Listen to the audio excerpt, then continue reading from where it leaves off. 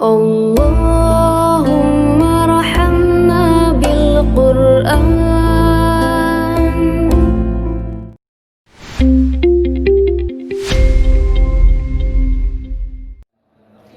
Assalamualaikum warahmatullahi wabarakatuh.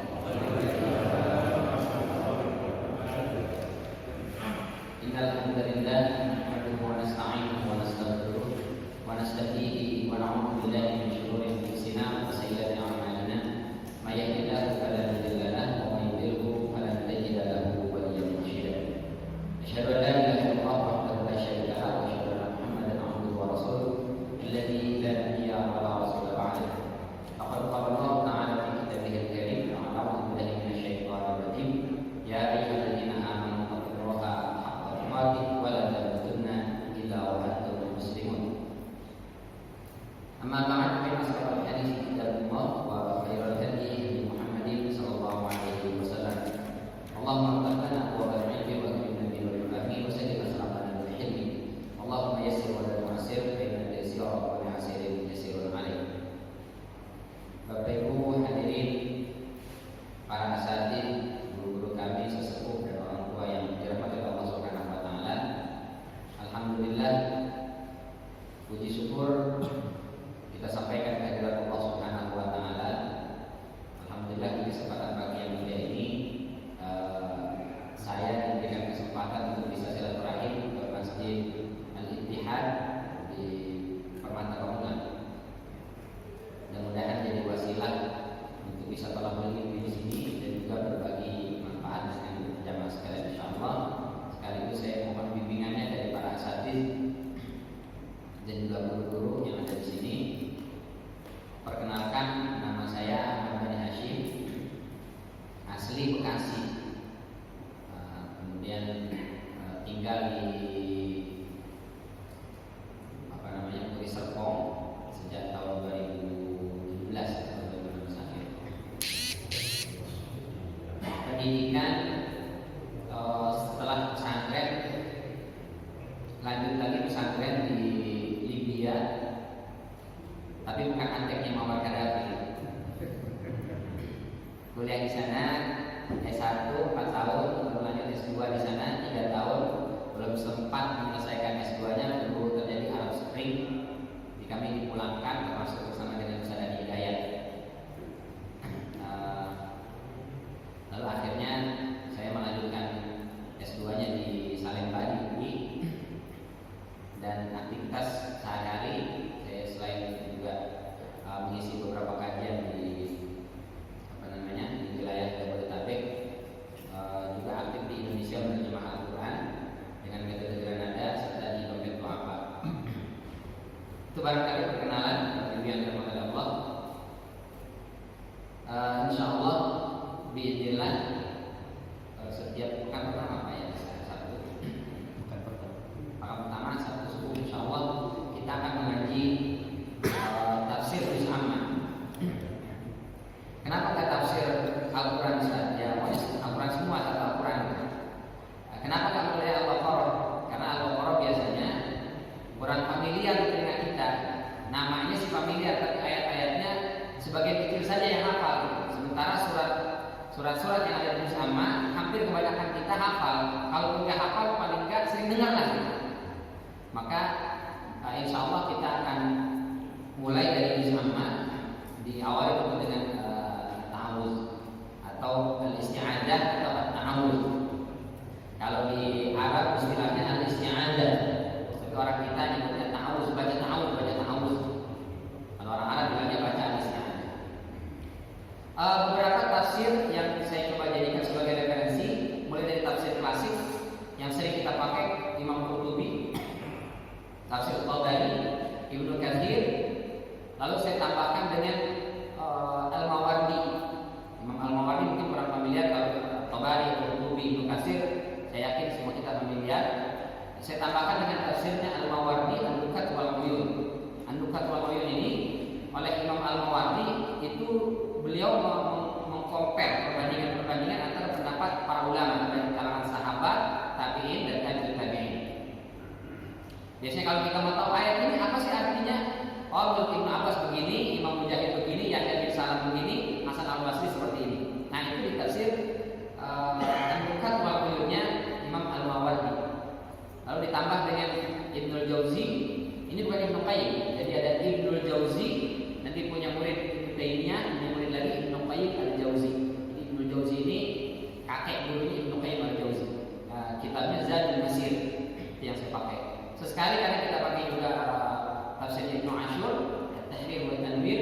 karena beliau membahas terlalu panjang, seperti juga tafsir Ar-Razi, tapi tidak terlalu sering kita pakai.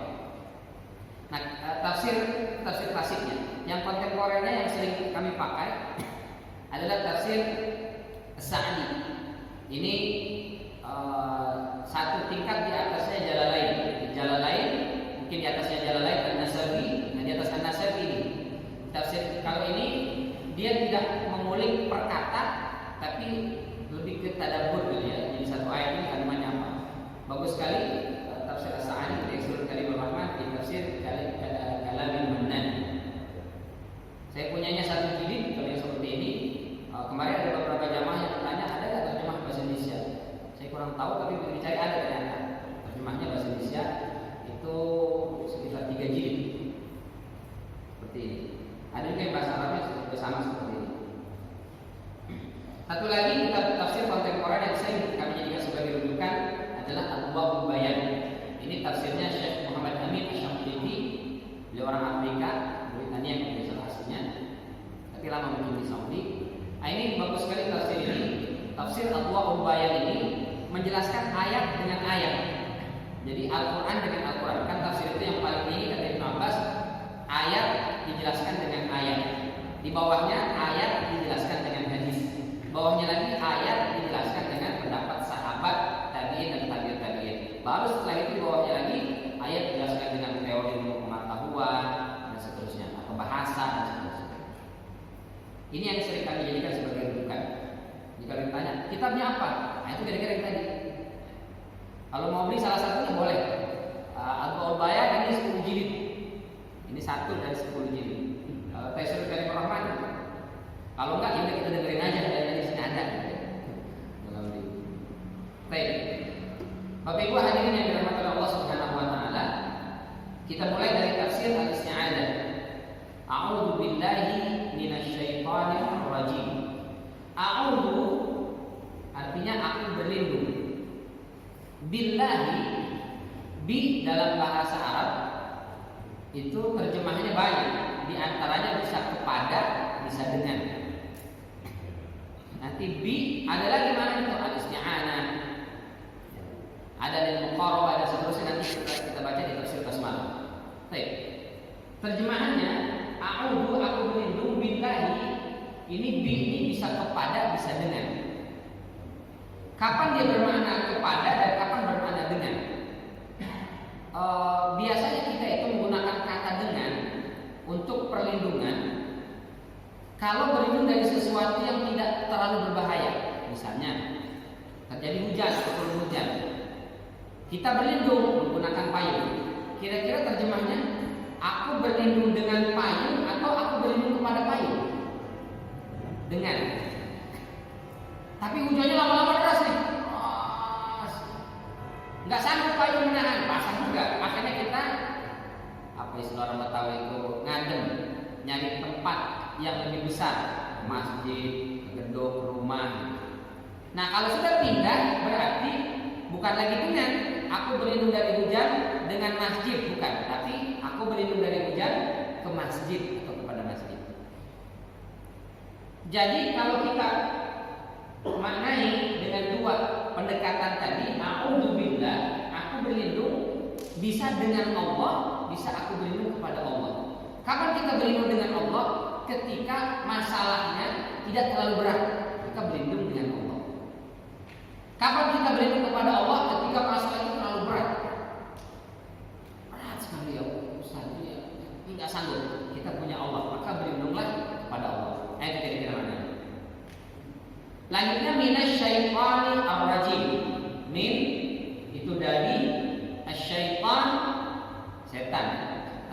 Ar-rajim nanti kita bahas makna ar-rajim. Jadi aku berlindung dari setan. Ar-rajim sering diterjemah dengan terkutuk atau terlaknat. Aku berlindung kepada Allah dari setan yang terkutuk. Biasanya ditambah tuh godaan. Aku berlindung kepada Allah dari godaan setan yang tertutup, biasanya gitu ya. Sebetulnya setan bukan cuma menggoda. Setan bukan hanya sekedar menggoda, dia bisa mencekik, dia bisa merasuki, bahkan bisa membunuh. Maka di sini kita terjemahnya, aku dari semua bentuk upaya usaha syaitan untuk menyesatkan kita. Maka berlindung kepada Allah Subhanahu wa taala. Kenapa berlindungnya kepada Allah? A'udzubillah. Kenapa kita berlindung kepada Allah Subhanahu wa taala dari gangguan syaitan ini? Pertama, kata para ulama, karena memang hanya Allah sebagai tempat perlindungan. Kita berlindung kepada orang itu ada batasnya. Itu dia kebal hukum. Kenapa? Omnya ternyata Kapolda. Berapa lama jadi Kapolda? Sekian tahun. Setelah jabatannya pensiun, apakah bisa mendapatkan perlindungan? Selesai. Kita berlindung kepada manusia ada batasannya. Gak bisa semua hal. Gak bisa dalam banyak hal.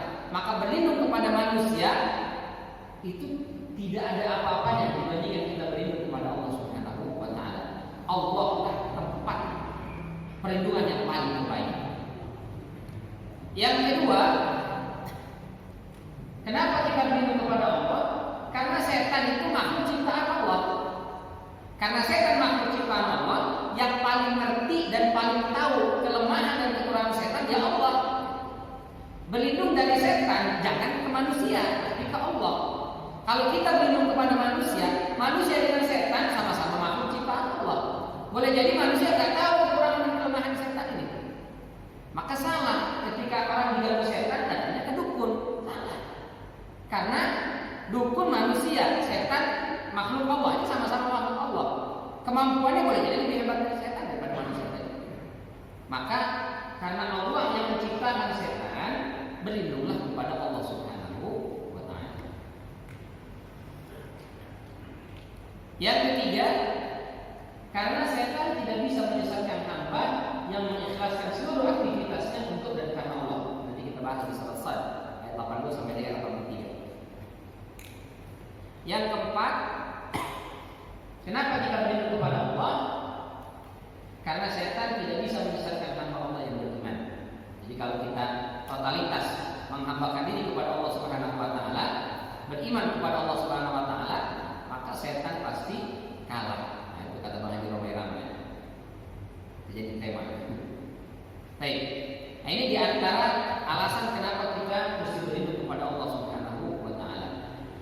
Maka seorang muslim, seorang mukmin jangan minta perlindungan kepada selain Allah Subhanahu wa taala. Mintalah kepada Allah, jangan kepada manusia, jangan kepada makhluk, apalagi ke setan lagi. Alhamdulillah. Manggil setan untuk usir setan. Gimana ceritanya? Salah. Baik. Ustaz, setan itu apa? Secara bahasa, syaitan itu diambil dari kata syaitana, artinya ba'uda, yang jauh, yang membangkang, yang melawan, yang menyalahi. Itu disebut dengan syaitan. Kata Imam Qurtubi, jadi setan itu sumya syaitanu syaitana li bu'dihi 'anil haqqi wa tamarrudihi. Setan dinamai dengan setan karena dia jauh dari kebenaran dan membangkang kepada Allah Subhanahu wa taala. Karena itu, wa dzalika li anna kullu 'atin mutamarridin minal jinni wal insi wad dawabi syaitan. Kata Imam Qurtubi, setan itu adalah segala sesuatu yang jauh dari kebenaran dan membangkang. Lalu dari sini para ulama berbeda pendapat. Setan itu makhluk tersendiri atau sifat? Sebagian ulama mengatakan setan makhluk tersendiri. Jadi Allah menciptakan ada malaikat, ada jin, ada manusia, ada setan, ada binatang, tumbuh-tumbuhan, benda-benda mati dan seterusnya. Jadi setan makhluk tersendiri. Sebagian kecil kan para ulama berpendapat demikian. Mayoritas ahli tafsir itu mengatakan syaitan bukan makhluk tersendiri, melainkan dia sifat. Sifat yang melekat kepada makhluk-makhluk yang tadi. Maka kata Imam Qurtubi, kullu 'atin mutamarrid, semua yang membangkang, melawan, menyalahi perintah Allah Subhanahu wa taala, baik dari kalangan jin, manusia, bahkan hewan disebut dengan syaitan. Jadi setan itu sifat yang bisa ada pada jin, sifat yang bisa ada pada manusia, sifat yang bisa ada pada hewan, disebut dengan syaitan. Jadi lebih ke sifat. Kalau kami yang lain ini lebih cenderung kepada pendapat Imam Qurtubi bahwa syaitan itu sifat, bukan makhluk tersendiri. Jadi sifat. Maka syaitan itu bukan hanya jin saja, tapi juga berlaku kepada manusia, bahkan binatang. Dalam surat Al-An'am ayat 112.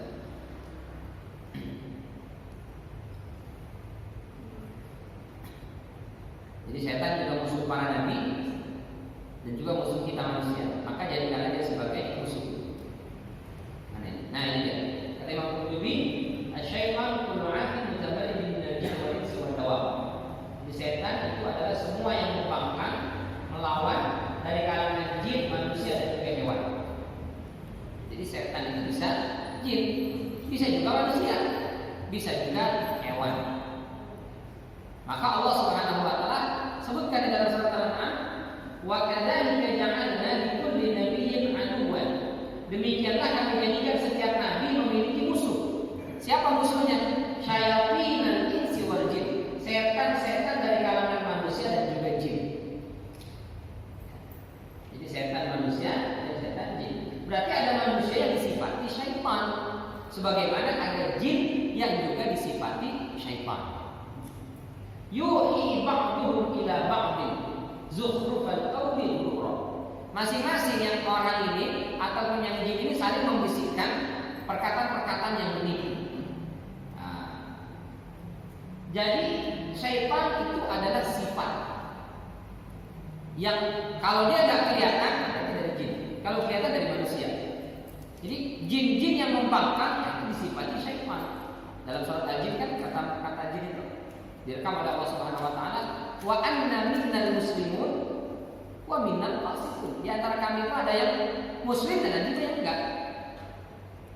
Jin yang muslim bukan setan, tapi jin yang tidak muslim, jin yang membangkang, yang menyalahi perintah Allah Subhanahu wa taala, maka dia disebut dengan syaitan.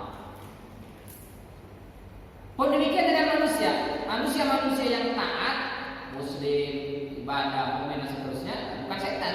Tapi manusia-manusia yang membangkang, tidak mau taat kepada Allah Subhanahu wa taala, maka dia disifati syaitan. Tapi nggak boleh.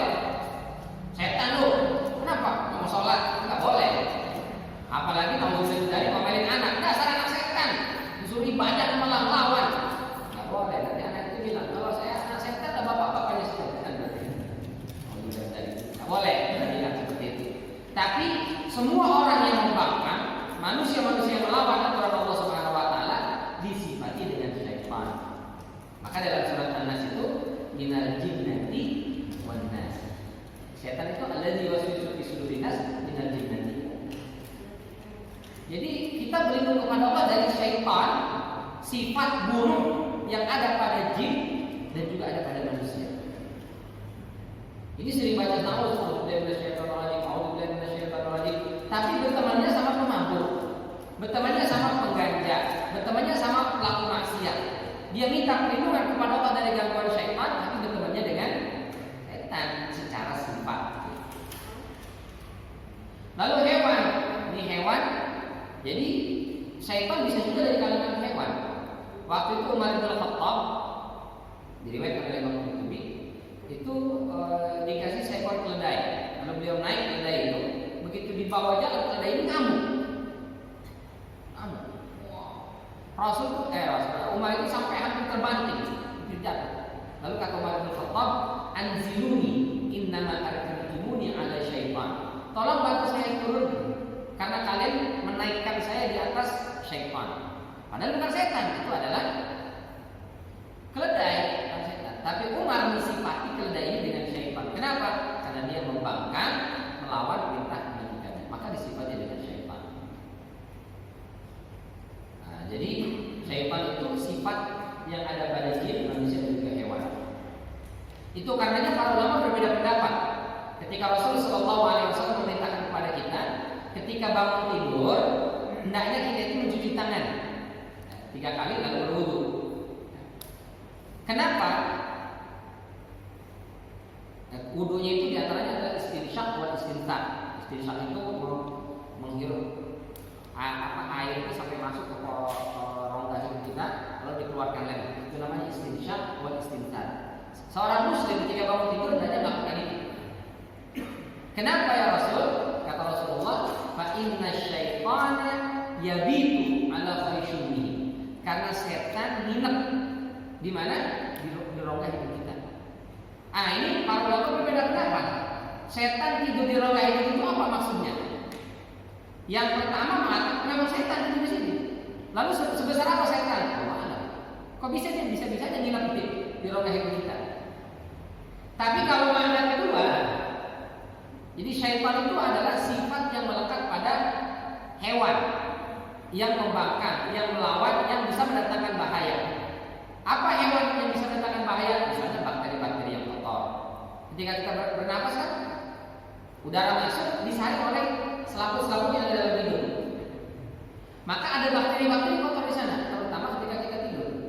Bakteri itu menumpuk di sana, maka ketika kita berwudu melakukan istinsyak wal istinsyar itu sedang membersihkan bakteri-bakteri yang kotor. Maka bakteri-bakteri yang kotor itu disifati dengan syaitan.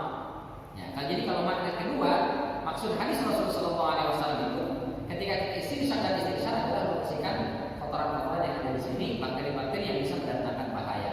Itu disifati dengan syaitan. Tapi kalau ada yang memaknai, enggak usah, syaitan ya benar-benar ada setan hidup kita. Ya silakan, apa-apa. Ada juga orang berpendapat demikian. Tapi kalau kami lebih cenderung kepada pendapat Imam Qurtubi, berarti syaitan di situ adalah sifat yang melekat pada hewan.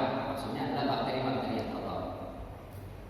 Maka kita berlindung kepada Allah dari semua bentuk syaitan, baik dari kalangan jin, manusia, maupun hewan.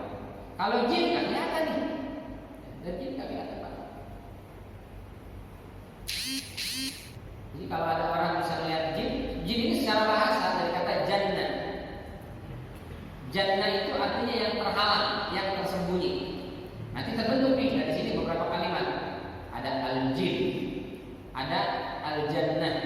Al-jannah itu kenapa disebut jannah? Surga itu kenapa disebut jannah? Sejamin kata jannah ini artinya yang terhalang. Kenapa disebut yang terhalang? Sebagian ulama mengatakan karena memang surga itu banyak pohon-pohon yang rindang. Jadi pemandangan itu nggak los di padang pasir begitu, tapi banyak kebun-kebun. Maka disebut dengan jannah. Yang kedua disebut dengan jannah karena kata Rasulullah, "Mala 'ainun ra'at wa la udhunun sami'at wa la khatara 'ala qalbi bashar." Di surga itu belum pernah dilihat oleh mata, belum pernah didengar oleh telinga. Kalau kita membayangkan sesuatu tentang surga, maka yakinlah surga jauh lebih indah dari itu. Jadi belum bisa lihat kita surga itu. Disebut dengan jannah terhalang. Nanti ada lagi janin. Kenapa disebut dengan janin? Karena dia terhalang, tidak kelihatan. Ini akar-akarnya sama Pak dengan anjing. Bapak Ibu rahmati Allah. Sama-sama dari janin. Nanti ada juga majnun. Kenapa disebut majnun? Karena otaknya terhalang, jadi dia nggak bisa berpikir. Jadilah gila majnun. Jadi orang gila itu kenapa disebut dengan orang gila? Majnun, otaknya itu mentok dia, terhalang, nggak bisa berpikir dengan baik. Maka disebut dengan majnun. Maka diangkat taklif. Dia nggak dapat obat taklif. Dia nggak berdosa, nggak sholat, gila. Tapi kalau nggak gila, nggak sholat, dosa. Kenapa? Otaknya berfungsi dengan baik. Nah berarti jin secara bahasa itu yang terhalang.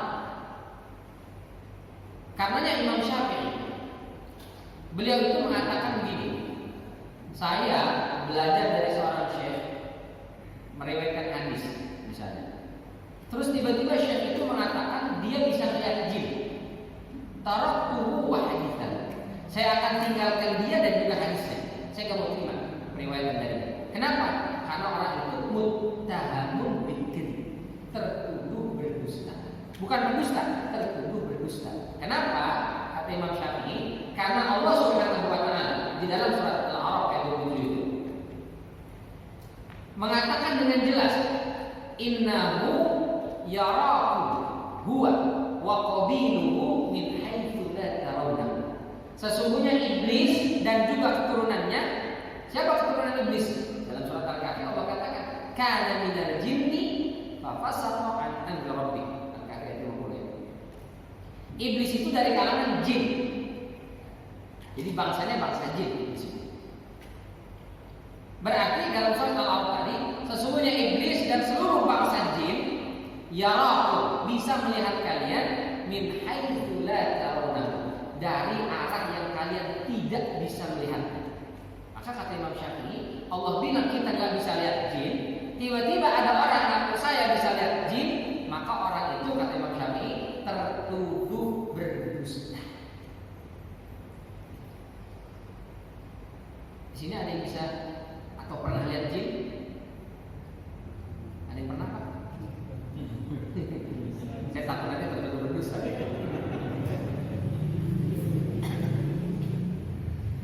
Kata Imam Syafi'i, bukan kata saya. Imam Syafi'i. Jadi kalau ada orang ngaku saya bisa lihat jin, nah itu tertuduh berdusta. Artinya 95% bohong. Tapi mungkin juga benar. Malah kita nggak tahu kan. Kita nggak boleh juga menghakimi ini pasti berbohong nih. Nah, juga. Boleh jadi apakah itu dia bisa lihat jin, atau memang dia juga bangsa jin sebenarnya. Kita tahu juga. Gitu. Jadi jin secara bahasa itu kelihatan. Tapi mungkin saja orang dikasih kemampuan oleh Allah bisa melihat jin. Nah, seperti Nabi Sulaiman. Apakah Nabi Sulaiman bisa melihat jin? Wallahu. Tapi yang jelas tentaranya atau bala tentaranya itu diantaranya adalah jin. Nah, ketika ingin memindahkan istananya Ratu Balqis, wa qala ifritun minal jinni, berkata ifrit, jin ifrit dari kalangan jin. Ana atika bihi, saya bisa mendatangkan dari Yaman ke Palestina, Sabah itu ada di Yaman. Nabi Sulaiman ada di Aqsa, Palestina. Yaman ke Palestina jauh. Ini mereka rombongan atau sahabat mau berangkat ke Nabi Sulaiman di Palestina. Kata Nabi Sulaiman, sebelum rombongan itu nyampe ke sini, ada nggak yang bisa pindahin istananya ke sini? Jadi begitu nanti Ratu Balqis dan bala tentaranya sampai ke sini, itu dia melihat istananya sudah pindah ke sini. Wa qala ifritun minal jinni, ada jin ifrit bilang, ana atika bihi, saya bisa ya Nabi Sulaiman. Oke, prik. Jin ifrit. Berapa lama ente butuh waktu? Kata jin ifrit, qabla an taquma min maqami. Nabi Sulaiman, kau duduk terus berdiri, kira-kira butuh berapa detik? Belum lengkap, belum sempurna dirimu itu udah nyampe ke sini duluan. Duduk Pak, diri itu berapa detik kita duduk? Enggak sampai semenit lah ya. Belum sempurna dirinya Nabi Sulaiman udah pindah ke sini. Oh, dahsyat. Ya udah, lakukan. Wa qala rajulun min ahli kitab, ya rajulun min alladziina utul ilmi. Manusia bilang, sebentar Nabi Sulaiman. Ini siapa nih? Manusia. Yang pertama tadi Ifrit. Kata manusia, saya bisa Nabi Sulaiman lebih cepat dari yang dilakukan oleh Ifrit. Oke, berapa lama yang Anda butuhkan? Qabla an yartadda ilaika al-tarf. Nabi Sulaiman kau berkedip butuh berapa detik? Belum selesai kedipanmu, ting, udah ada. Subhanallah. Jadi hebatan manusia, hebatan ini. Hebatan manusia ternyata. Jadi manusia dengan jin lebih hebat manusia ternyata. Masya Allah. Maka kalau ada orang minta bantuan jin, yang salah. Jin dipilih aja kalah sama manusia, masih kita bantu kepada jin. Maka kata Allah Subhanahu Wa Taala, wa annahu kana rijalun minal ins ya'uduna bi rijalin minal jinni fazaduhum rahaqa. Ada orang minta tolong sama jin. Ini orangnya setan, jinnya juga setan. Karena sifatnya sama, sifat setan. Fazaduhum rahaqa, maka dia hanya menambah kesesatan. Maka kalau ada orang ngaku bisa lihat jin, dia tertuduh berdusta menurut Imam Syafi'i. Apalagi sampai dimasukin ke botol. Dahsyat banget manusia itu ya. Memang lebih hebat dari dia Pak. Sampai mau apa? Saya mau kaya, Haji. Oke, nih botolnya ini. Kamu mau apa? Saya mau ketemu jodohnya, Haji. Ah ini ya. Beda-beda sini Pak. Taruh botol masing-masing. Masya Allah. Hati-hati lah ya. Ustaz, bagaimana dengan orang yang indigo? Indigo atau apa istilahnya? Katanya bisa melihat jin. Sebagian guru kita mengatakan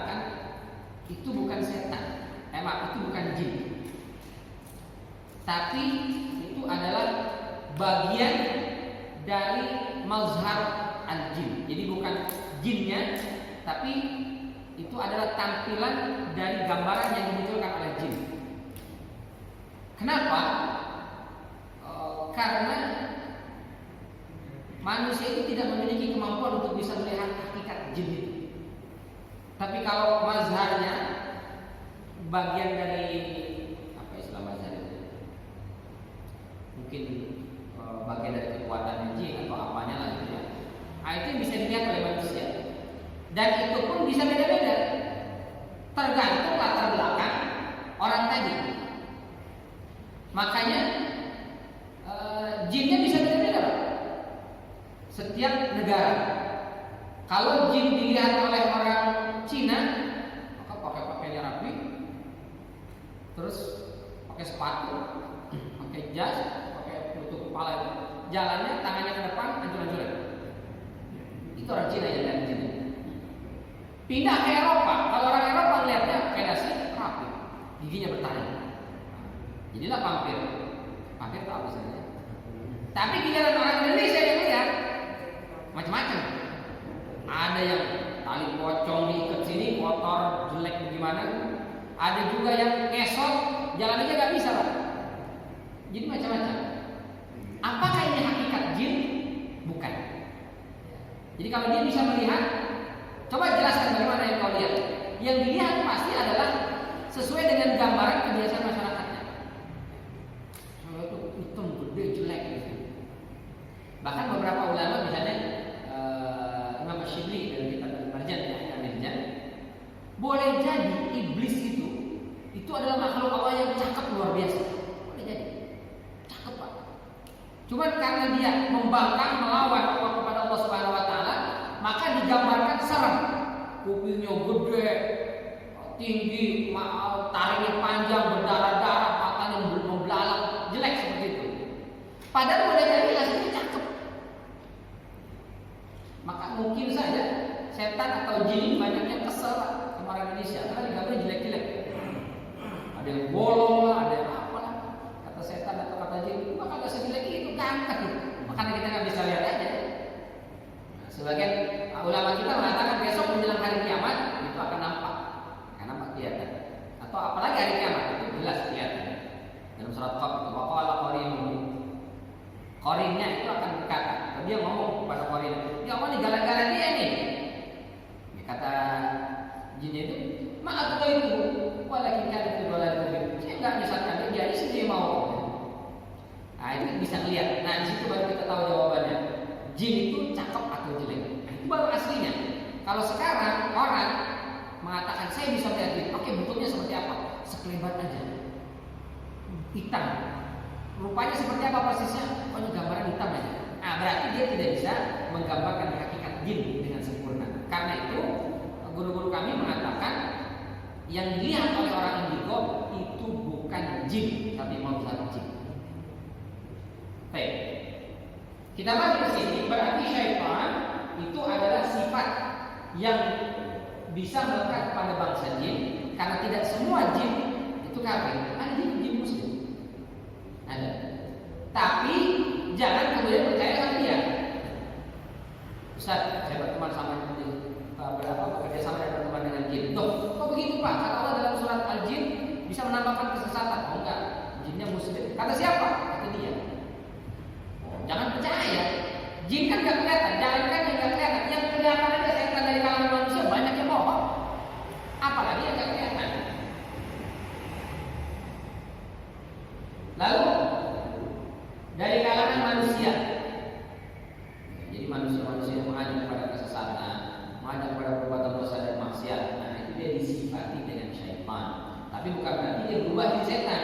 Yang ini berubah jadi setan, dia tetap jin, ini tetap manusia, ini tetap hewan, bakteri misalnya. Sekarang virus COVID-19, kalau dia bisa mendatangkan bahaya, dia bisa menyebabkan madarat, maka dia bisa disifati dengan syaitan.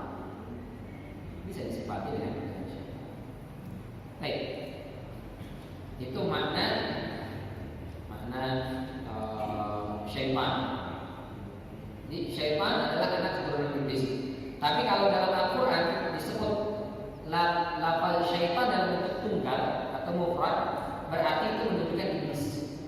Kalau bentuknya plural, syayatin, jadi bentuk tunggalnya syaitan, bentuk jamaknya syayatin.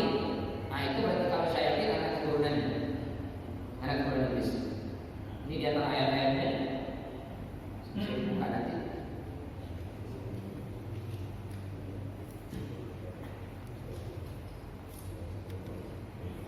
Ada banyak dalam Al-Quran. Dalam Al-Quran kata syaitan dengan berbagai macam derivasinya ada 88 kali. Nah kalau dia bentuk mufrad, itu udah kata syaitan yang iblis. Fa'azallahuma syaitan anha fa'akhrajahuma mimma kana fihi wa qulna bi ba'dikum li ba'din aduwwun wa lakum fil ardi mustaqarrun wa mata'un ila hin. Jadi setan menggelincirkan keduanya, maksudnya Nabi Adam alaihissalam dan juga Ibunda Siti Hawa dari surga. Fa'akhrajahuma mimma kana fihi. Maka setan menyebabkan Allah mengeluarkan Nabi Adam dan juga Ibunda Siti Hawa dari surga. Wa qulna, lalu Allah berfirman, ihbitu ba'dukum li ba'din. Turun kalian semuanya, baik iblis maupun Nabi Adam alaihissalam. Nah, ini kata Imam Syukri tadi. Jadi karena iblis tempatnya dulu di surga, tempat mulia, maka kemungkinan jelek seramnya seperti digambarkan itu menjadi nihil. Karena tempatnya di surga pasti jelek, bertaring segala macam, pasti mungkin cakep dia. Mau malam kita kalian tahu. Kata Allah, turun kalian berdua, kalian akan menjadi musuh. Nah, jadi setan itu adalah musuh manusia. Maka kata Allah, fattakhidhuhu aduwwa, jadikan dia sebagai musuh, jangan jadi teman. Berteman dengan setan, jangan berteman dengan orang saleh, berteman dengan orang-orang taat, ahli ibadah. Jangan berteman dengan setan. Karena setan itu hanya akan menyesatkan manusia. Baik. Itu makna syaitan. Sekarang ar-rajim. A'udzubillahi minasyaitani ar-rajim.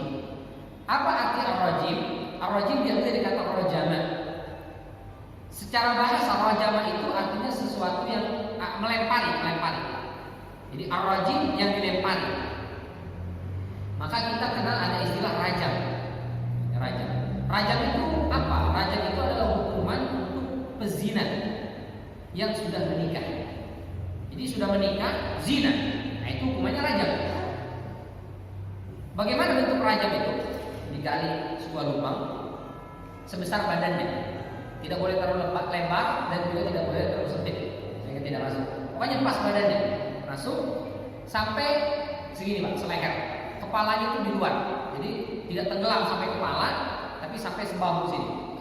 Kepalanya kelihatan.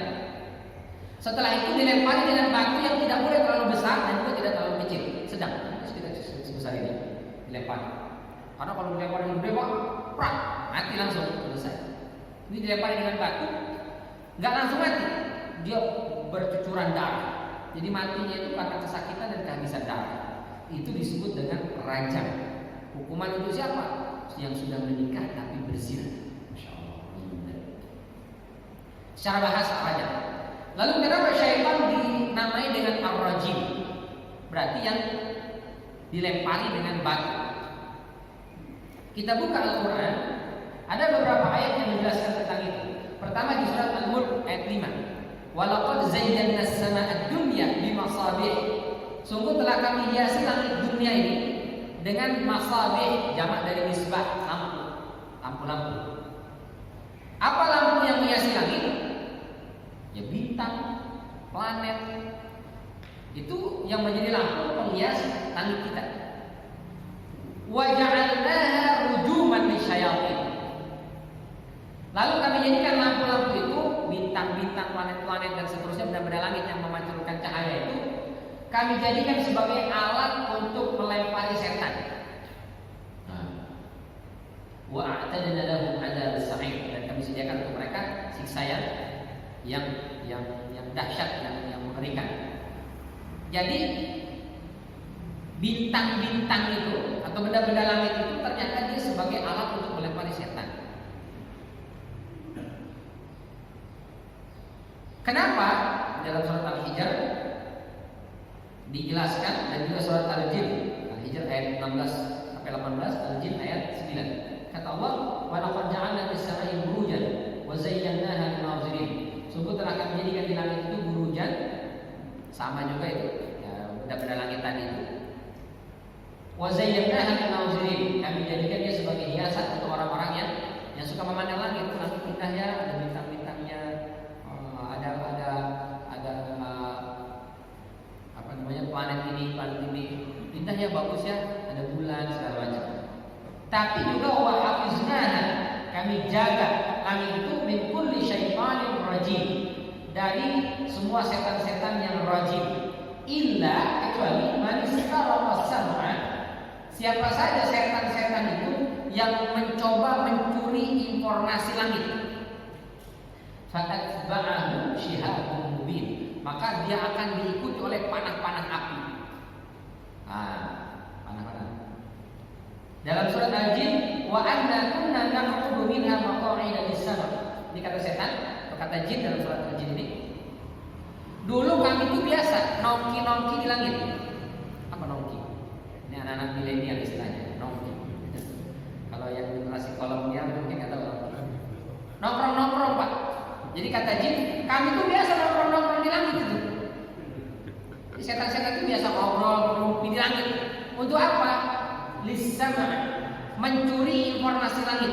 Jadi Allah Subhanahu wa taala berfirman kepada para malaikat, "Wahai malaikat, besok di wilayah Tangsel terjadi hujan.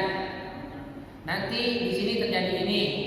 Nah itu saya dengar, mau hujan besok ya. Nanti Allah berfirman, "Si fulan insyaallah dia akan mendapatkan anak. Si fulan dia bisa dapatkan musibah. Si fulan kehilangan ininya, si fulan kehilangan itunya." Nah, informasi-informasi ini itu dicuri oleh setan tadi. Untuk apa? Untuk dibawa, diberikan kepada koleganya di atas muka bumi. Siapa koleganya? Dukun. Dikasih tahu ke dukun.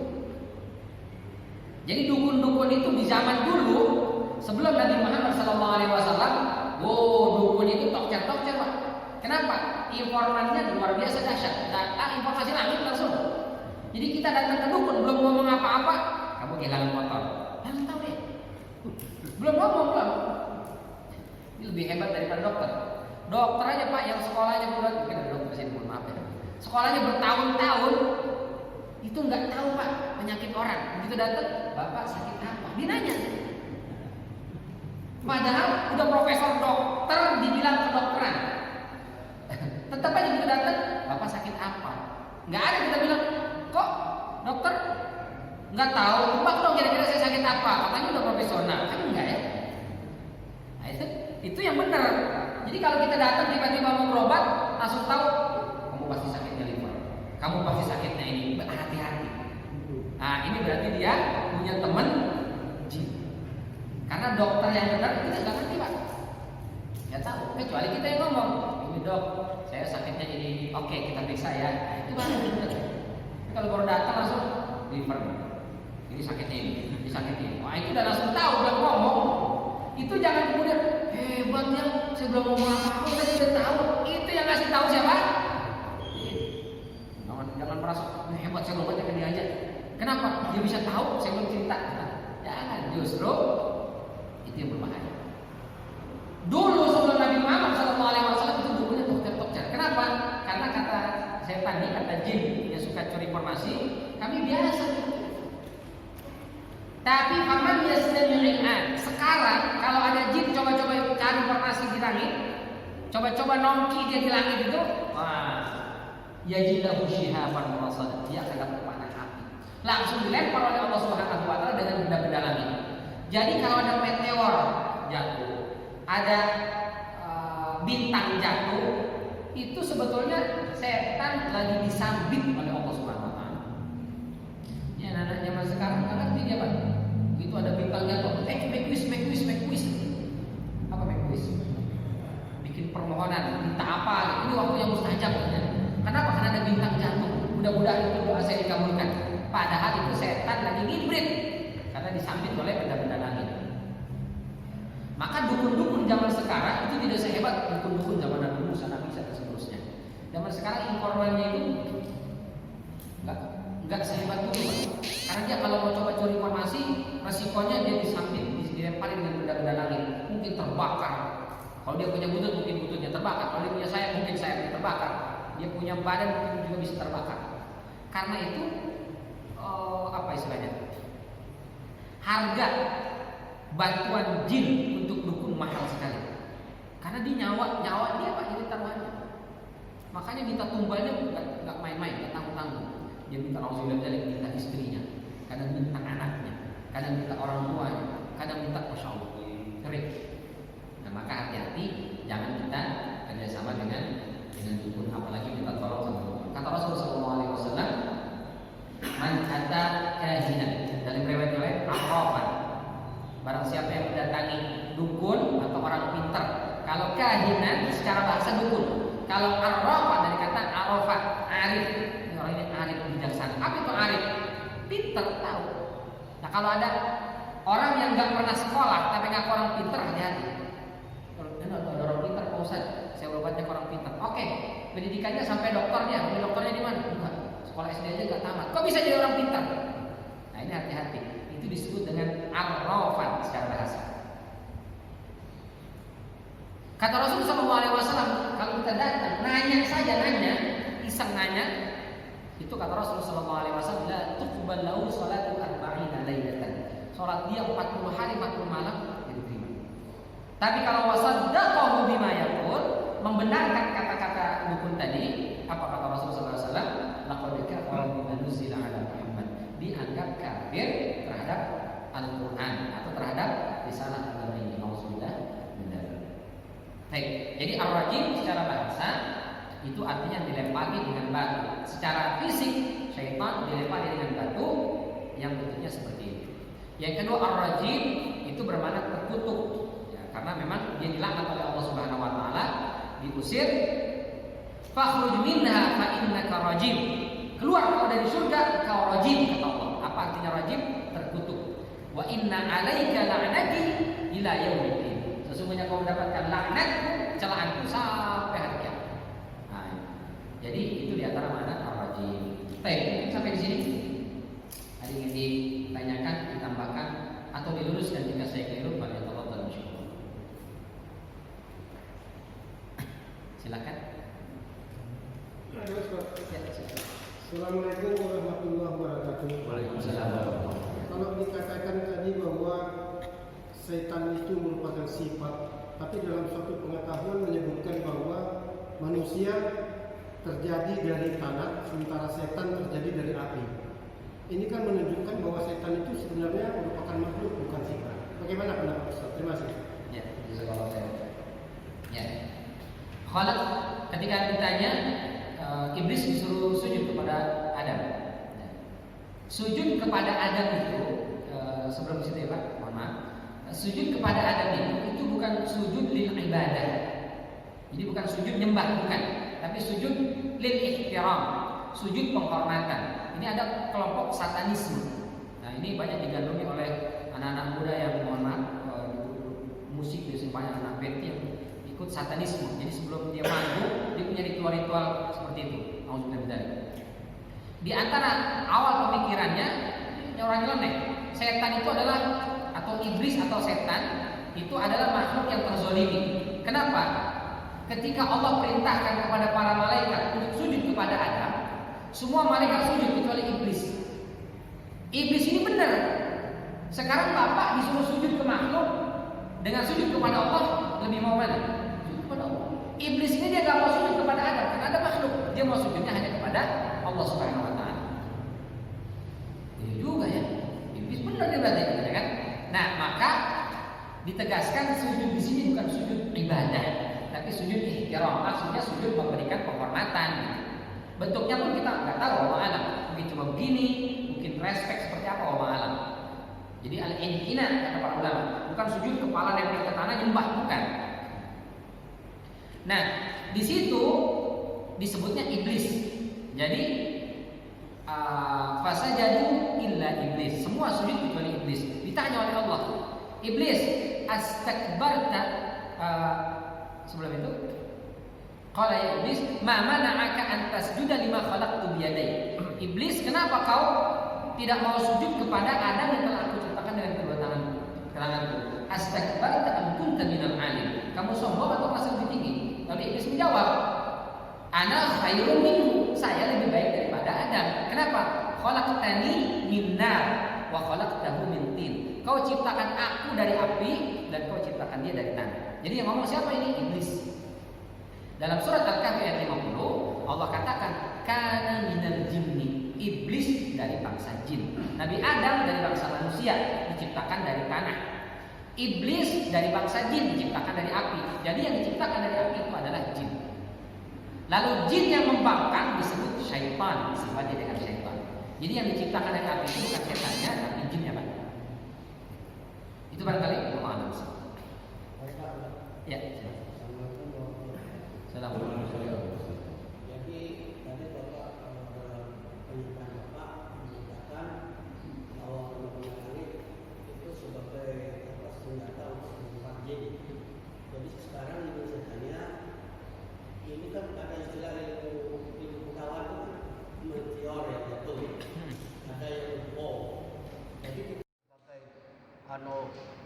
sebagai melempar setan dengan bintang itu bagaimana kita beda dari segi cara mungkin horizontal jatuh ke bawah atau miring atau bagaimana kan gitu.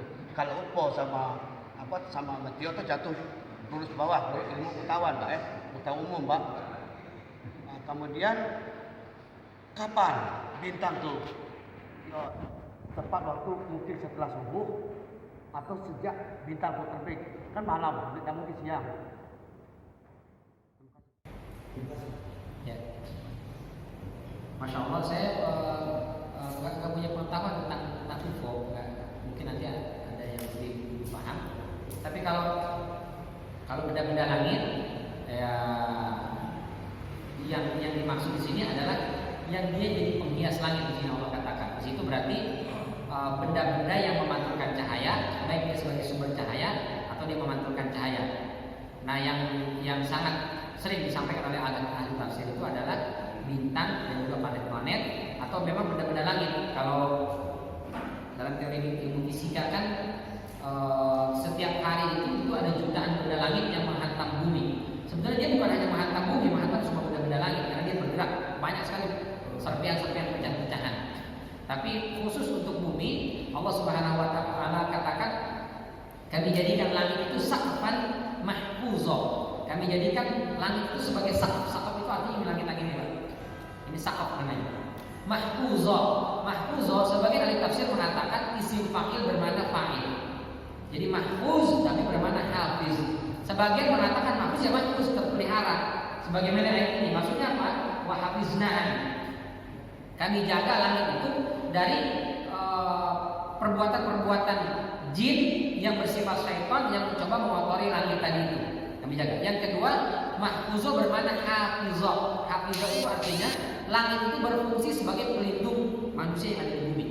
Ya, kalau ilmuwan sekarang mengatakan ada lapisan ozon dan seterusnya itu yang fungsinya untuk menahan meteor. Jadi kalau meteor dengan ukuran sekian itu sampai ke bumi, dia akan habis dikikis oleh lapisan ozon. Kecuali yang ukurannya sangat besar, dia bisa sampai ke bumi seperti yang pernah jatuh, gitu kan?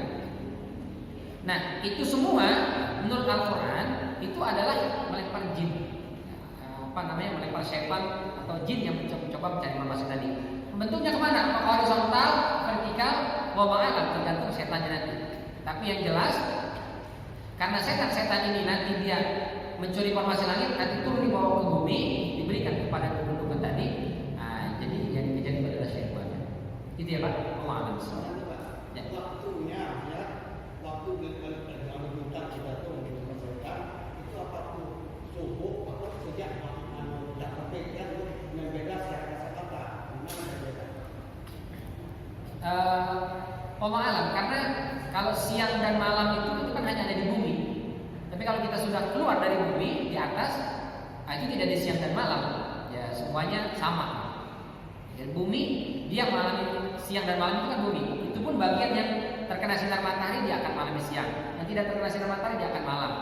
Tapi langit itu tetap sama, planet, bintang-bintang itu tetap ada di posisinya. Mau siang mau malam dia ada di situ. Meteor-meteor dia ada di sana. Perbedaannya hanya manusia yang di bumi, dia bisa lihat atau tidak. Kalau siang dia tidak bisa melihat. Kenapa? Terhalang oleh cahaya matahari. Kalau malam dia bisa melihat karena tidak ada cahaya matahari yang menghalanginya. Nah, perbedaannya di situ saja. Tapi kejadian di luar sana itu sama. Mau siang mau malam sama. Bedanya kita kalau siang nggak bisa lihat, kita bisa lihat hanya malam hari. Karena dengan malam hari itulah cahaya-cahaya yang dipantulkan oleh benda-benda itu terlihat. Itu Pak Muhammad.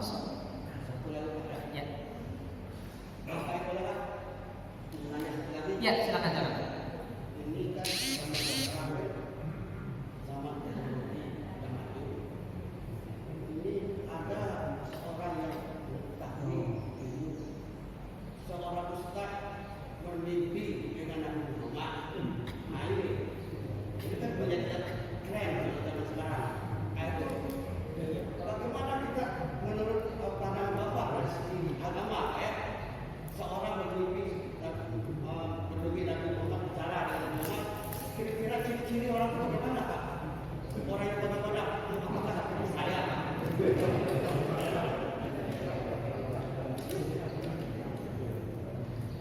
Bisa ya Pak? Bisa. Ya.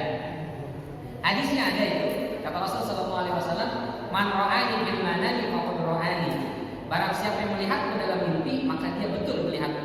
Fa inna syaitan la yatamatsalu bi. Karena sesungguhnya setan tidak bisa menyerupai aku. Hadisnya begitu. Para ulama berbeda pendapat. Hadis ini berlaku untuk siapa? Ulama-ulama Saudi mengatakan hadis ini berlaku untuk orang yang sudah mengenal Rasulullah melalui hadis-hadis dan riwayat-riwayat.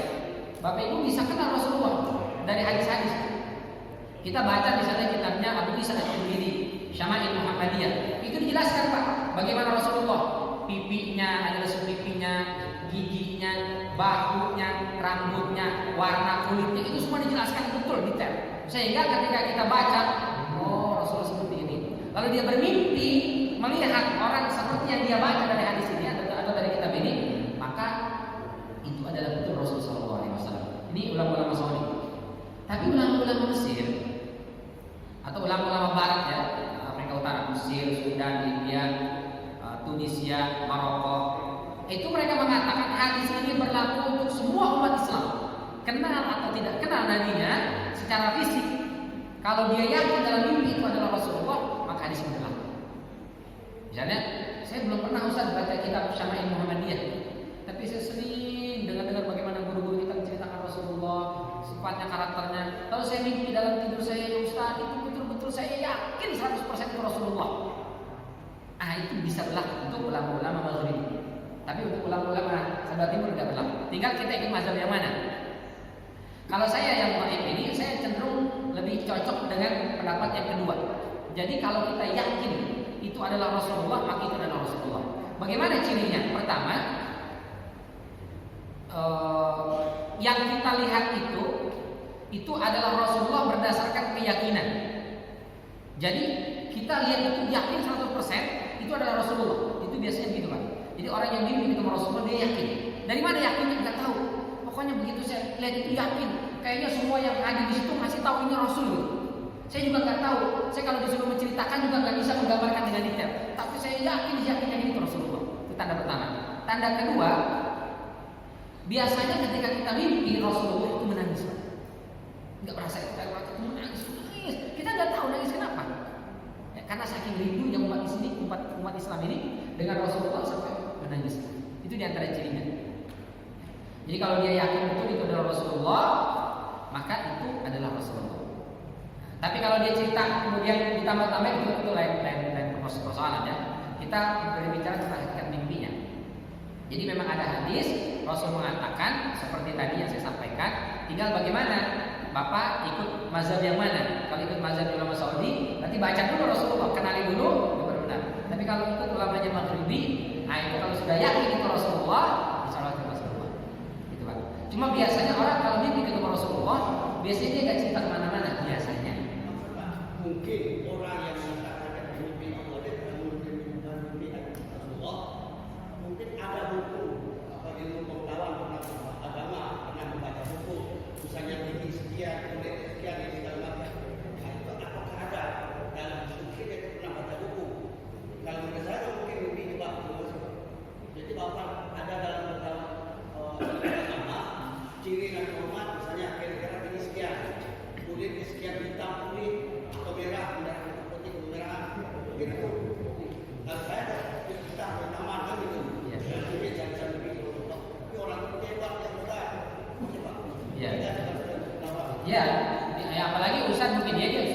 apalagi ustaznya ngajarnya sirah.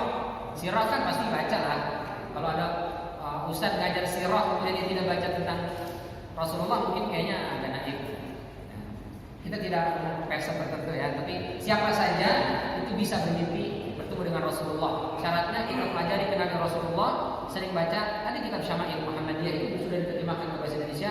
Baca saja itu Pak, itu fisik Rasulullah, betul-betul fisik. Itu baca. Setelah itu sebelum tidur selalu berwudu, lalu baca doa sebelum tidur, zikir-zikir sebelum tidur maksud saya. Lalu minta kepada Allah, ya Allah, Engkau telah haramkan mata ini tidak bisa melihat Nabi kami. Maka ya Allah sebelum meninggal, mohon ya Allah hadirkan Rasulullah dalam mimpi saya. Ingin bertemu dengan Rasulullah. Insya Allah Allah. Baik, itu saja barangkali. Mohon maaf kalau ada yang keliru, ada yang salah. Datangnya dari saya secara pribadi. Jika ada yang benar, itu dari Allah Subhanahu Wa Taala. Mudah-mudahan Allah selalu mengampuni semua kesalahan kita. Allah Subhanahu Wa Taala jadikan kita termasuk hamba-hamba yang beriman. Allah selamatkan kita dari gangguan tipu daya syaitan, hingga selamat kita di dunia dan terlebih selamat besok di yaumul kiamat. Sehingga mudah-mudahan meski sedikit amal kita, tapi Allah pantaskan kita masuk dalam surga.